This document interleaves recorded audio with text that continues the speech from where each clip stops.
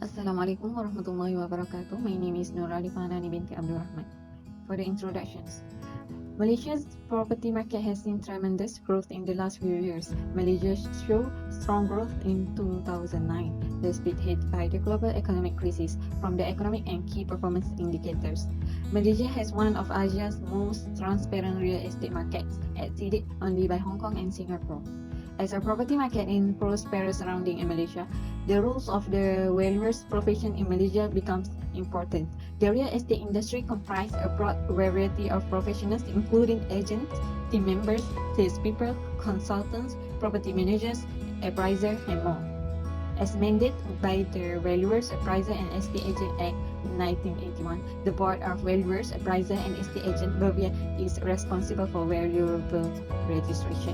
Besides BOVIA, Malaysia's Institute of Surveyors (ISM) plays a major role in upholding professionalism and professional ethics among Malaysia valuers. Definition of valuer. A valuer or an appraiser is a property valuation by an authorized person's estimate, such as real estate, a business, collectible, or an antiquity. The authorized appraiser must have a designation from a regulatory body that governs the evaluator's jurisdiction. There are 5 methods, which is comparison, profit, residual, cost, and investment method. For the comparison method, it is the most commonly used and accepted method of determining property's market value. Under the comparison process, the approach to valuation includes comparing the subject property with similar property recently sold and those currently being offered for sale in the area or other comparable localities. The most important factors to consider when selecting comparable are the size, comparable characteristic, and perhaps most of all location, which has a tremendous impact on the market value of a property. Second is investment method. This valuation approach is usually used for investment assets.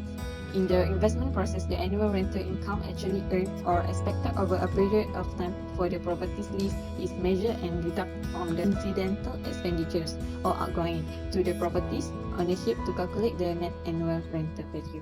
Third is residual method.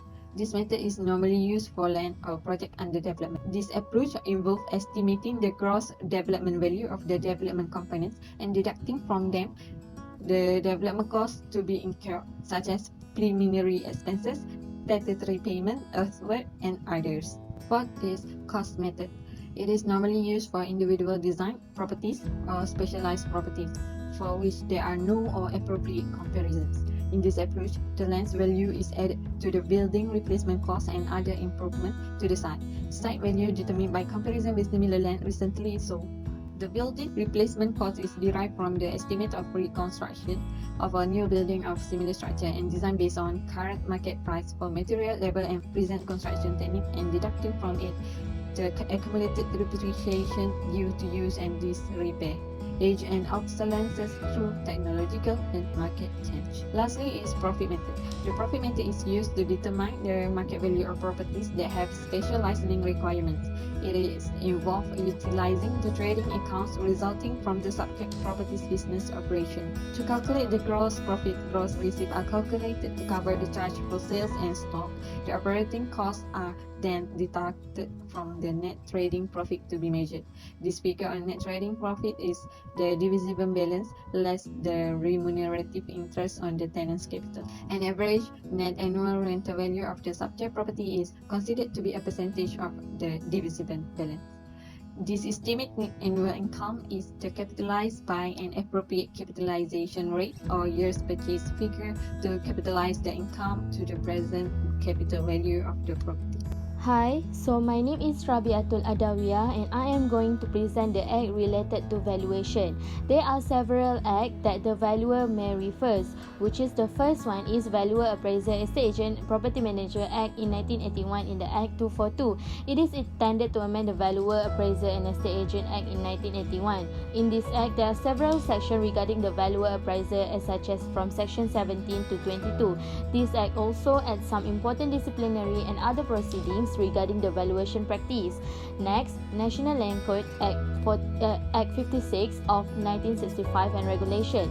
Land policies provide the framework, direction and continuity of decision made for the function of land. The purpose of the National Land Code is to ensure the uniformity of land policy and land law with respect to land tenure, registration, transfer, charge, lease, easement and other interests and right to the land. The valuer may refer to National Land Code regarding the alienation land, subdivision, partition, amalgamation, conversion and many more. Land Acquisition Act 1960 Act 486 Rules and Order. The compulsory acquisition of land is the process by which the government acquire from private landowner their land which is needed for any public purposes or for purpose beneficial to the economic development of Malaysia. Typically, the land administrator will appoint a valuer who will then prepare a valuation report setting losses arising from the land for the purpose of determining the amount of compensation to be awarded. Next is the procedure to become a valuer. The first step is there must be a Malaysian citizen or a permanent resident of the country. Next, post a degree that is recognized by the board. They may refer to the website such as at the Surveyor Malaysia pertaining to the valuation courses. Third step is register as a probationary valuer. Fourth step, the individual need to register for the TPC, which stands for Test of Professional Competence. Fifth, the board will register the individual as a probationary valuer and forward a letter to commence your practical training. Sixth, the individual must post 2 years post-qualifying practical training and experience in Malaysia under the supervision of a registered valuer. 7. Upon completion of the 2 years post-qualifying practical training, the person will be required to sit for oral examination. 8. Only passing the test of professional competence will eligible for registration as a registered valuer. And the last step, any person desire of getting himself registered as a registered valuer is requested to procure a copy of rules and guidelines to the test professional competence for registration as a valuer by enclosing an MOO check in favor of a Board of Valuer Appraiser and Estate Agent Malaysia for about RM14. Next is we move into the next slide, which is route to become a registered valuer from a different path. 2.3 Roles of Valuer. According to Board of Valuer, Appraiser, Estate Agent and Property Manager, only registered valuer can call himself a valuer. He may do valuation, property management or property consulting activities. He is trained in all areas for real estate use and development and is registered only after the board has passed the professional competence test. There are roles and functions of valuer. First, to carry out valuation exercise. Valuation exercise refers to the valuable do building and land inspection in order to obtain data for valuation report. Valuer is essentially assess on site property and calculate land measurement. Valuer may appoint team of surveyor or legal representative. They need have knowledge of the factors that could influence property. Second, to prepare report and valuation. Valuation report is a property inspection and report that will determine its value. The valuation report will look at client house condition and location to give an estimated value. Valuation report contain property details, owner, valuation, and additional property information. Next, to conduct a professional advice. Valuer have qualification, can give advice on comparative property, sector-related risk, business analysis, properties, cycles, market trends, and others. Fifth, application of valuation technique to value property. Valuer know which method is suited for the subject property that will be valued. Wrong implementation of technique can cause problem to market value. There are valuation techniques which are comparison method, income method, and cost method. Sixth, investigation with regard to particulars of title. It is advisable that valuer conduct a title search at land registry or land office to check the property title details before two valuation exercise. The valuer has to ensure that the details from search title demonstrate the value of the subject property. The investigation is carried out broadly to ensure that the property is indeed free of liens, mortgage, encumbrance in the name of the person selling and others. Next, if necessary, attendance in the High Court as an expert witness in order to defend his opinion of value. A valuer can be used in a property dispute as an expert witness who end up in mediation or in court. It is because of their knowledge, experience, and training in the eyes of the law they are seen expert in property valuation. And the last is to determine the fair market value. Valuer are normally with the property market than the average seller and buyer. Valuer is supposed to take an objective and neutral stand when conducting a valuation. A valuer needs to complete information detailed in determining appropriate rental price of subject property. Valuer will compare the property under consideration with recent rent properties. According to Act 242 in Part 11, state that the Code of Conduct and Ethics for Registered Valuer and Appraiser from Section 62 until Section 82. The purpose of this Code of Conduct and Ethics are to avoid the disappointment of the client and to prevent the valuer to take an advantage on the client or corruption in the valuation. Code 62 Service. Every registered valuer and appraiser have to serve and offer best service to client with high integrity. Client confidential information shall be protected. Code 63 Conduct or registered valuer or appraiser. A registered valuer or appraiser shall act towards his client in all professional matters strictly in a fiduciary manner and shall hold as confidential the report and result until the work of report was made have been complete. Code 64 A registered valuer or appraiser acting as estate agent. A registered valuer or appraiser who act as an estate agent to a transaction should not subsequently value the same property for the same purchaser. Code 65 Personal interest to be disclosed. A registered valuer or appraiser shall inform the client other business that he runs which have connection with the service to client. Registered valuer who are undertaking property management must inform his relationship with client. He must show all the data, financial interests and others. Code 66 Professional fees. Registered valuer or appraiser are qualified to accept fee upon its service according to 7th schedule. If fee received is more than prescribed in 7th schedule, written consent to board shall be made. Code 67 Fee contingent on result.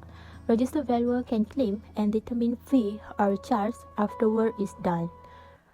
Code 68 Payment of commission. No registered valuer or appraiser shall pay by commission or reference fee any person who may introduce client to him. Simplify. A client and registered valuer being related in a valuation work when someone introduced the client to the registered valuer. Code 69 Receipt of payment for more than one source.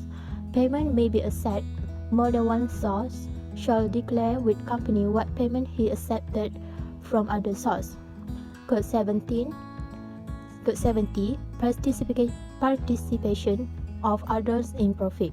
No registered valuer can allow or agree with other person participation by outsider. Any other profit shall relate with the real estate.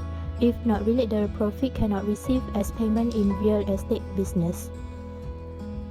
Code 71 Professional work by registered valuer or appraiser in employment. A registered valuer or appraiser shall not, without prior written approval of the board, be gainfully employed in activity other than valuation or appraiser work. Code 72 Criticism or comment on fellow registered valuer or appraiser. The registered valuer must not critique or comment to the public to other registered valuer on his professional work and fee charge. Registered valuer must follow the Code of Conduct and Ethics from board or board may impose disciplinary action to him. Code 73 Reference to board for of airing registered valuer or appraiser. A registered valuer or appraiser shall maintain the high standard of his profession and shall inform to board if any act of a registered valuer or appraiser bring discredit to the profession. Code 74. Accuracy of statement. The accuracy of statement is important.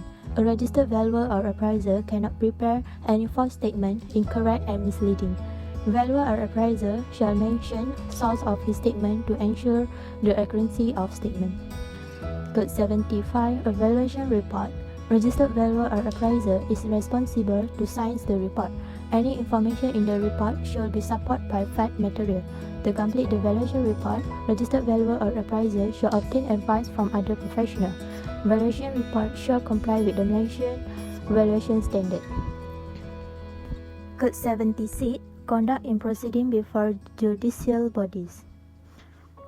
In preparation for his appearance in court, he shall make a careful and detailed examination of the property concerned after taking into consideration all relevant factors which might tend to influence the value. The evidence shall be true and be given without mental reservation and honest in opinion of the subject. Code 77. Use of registered valuer or appraiser name.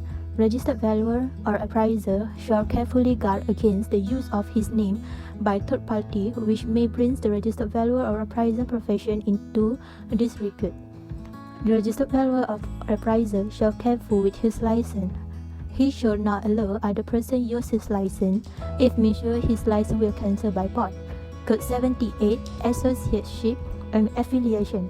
A registered valuer or appraiser shall not enter any professional associateship or any form of professional affiliation with other person or organization without the prior written by board. Simply fee shall get an approval by the board first. Code 79. Signature on report.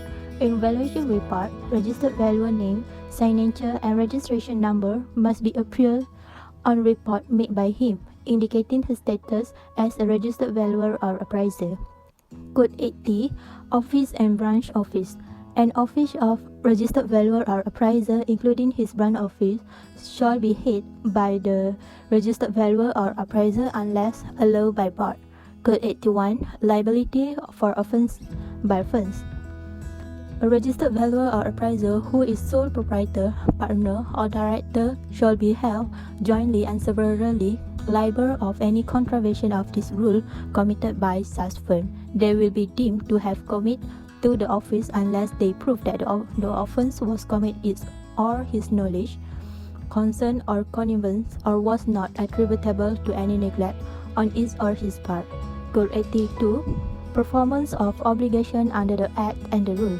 Every performance of registered valuer or appraiser shall all time perform under the Valuer, Appraiser, Estate Agent Act 1981, Act 242, and any rule. They shall comply every standard guideline and decision by the board. Next is summary of case study. For our case study, the plaintiff is S&M Shopping Arcade Syndrome Berhad. The defendant is Frilian Kwong Hing Syndrome Berhad. The judge for the case is Abdul Malik Ishaq J. And the venue of this case is at High Court Malaya, Kuala Lumpur on 12 July 2002. The summary of this case is the plaintiff had taken a sublease from the defendant of a 7-story complex that paid RM 308,000 rentals a month to the latter.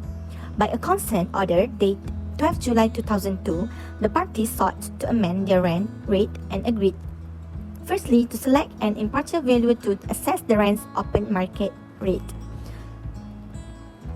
But the plaintiff questioned the validity of the valuation open determinations of the rental rate by the independent valuer in question, valued at RM 306,000 per month, and declined to consider the same. The defendant argued that the valuation was binding on all of them, and in the circumstances, he demanded an order that the plaintiff would comply with the order of consent as well as the valuation of the independent valuer. The conclusions of the judgment is the judge decided in favor of the defendant. Next is the summary of case study. For our case study, the plaintiff is S&M Shopping Arcade Syndrome Berhad. The defendant is Fui Lian Kwong Hing Sundram Berhad. The judge for the case is Abdul Malik Ishaq J. And the venue of this case is at High Court Malaya, Kuala Lumpur on 12 July 2002. The summary of this case is the plaintiff had taken a sublease from the defendant of a 7-story complex that paid RM 308,000 rentals a month to the latter. By a consent order dated 12 July 2002, the parties sought to amend their rent rate and agreed, firstly, to select an impartial valuer to assess the rent's open market rate. But the plaintiff questioned the validity of the valuation open determinations of the rental rate by the independent valuer in question, valued at RM 306,000 per month, and declined to consider the same. The defendant argued that the valuation was binding on all of them, and in the circumstances, he demanded an order that the plaintiff would comply with the order of consent as well as the valuation of the independent valuer. The conclusions of the judgment is the judge decided in favor of the defendant. Relation of roles, real estate professional as in valuer, and the case law. There are 4 roles of valuer that relate with the case law. Number 1, to prepare report and valuation. It is important to provide necessary notes and state any relevant assumptions made in the valuation report to prove such valuations without mislead any information. Number 2, application of valuation technique to value the property. The registered valuer that has been appointed to value the subjected property shall aware the suitable method that should be applied. Number 3, to determine the fair market value. Complete and accurate information regarding the subject property should be aware and considered by registered valuer in determining the value of subject property. The valuer also must aware the status of the property to determine the fair market value of the property. Number 4, investigations with regard to particulars of title. It is important to do the title search to ensure the property is indeed free of liens, mortgage, and encumbrance in the name of the person selling, property tax that has been fully paid up to the date, and the property is not engaged to any legal disputes. As the conclusion, it can be concluded that the valuer or an appraiser is a property valuation by an authorized person's estimate. Valuers is very important to determine the market value of property, so that they need to be careful in determining the market price of a property so that no problem will arise in the future. As discussed in this report, case law on S&M Shopping Arcade Sdn Bhd versus Pui Lian Kwong Hing Sdn Bhd. In that case, once a valuer has been appointed by the parties for the valuation of the said premise, they are bound by it and must comply with the valuation unless the valuer has been guilty of any fraud or the report has been riddled with a fundamental error. The judgment has been made and the defendant found not guilty, and the plaintiff must pay the stated rental RM 308,000 ringgit to the defendant each month. However, based on the case law that has been studied, there are few relations of roles, real estate professional and case law, which is to prepare report and valuation, application of valuation technique to value the property, to determine the fair market value, and investigations with regard to particulars of title. Lastly, to overcome this problem, the valuer or appraiser shall be careful in determining market value of property. The client also must be ensuring that there is a clear error before bringing a case to court and at the expense of losing a case. However, all parties, regardless of the valuer or client, need to ensure that the work is carried out honestly and faithfully so that unwanted things will happen and damage the good image of an individual or company.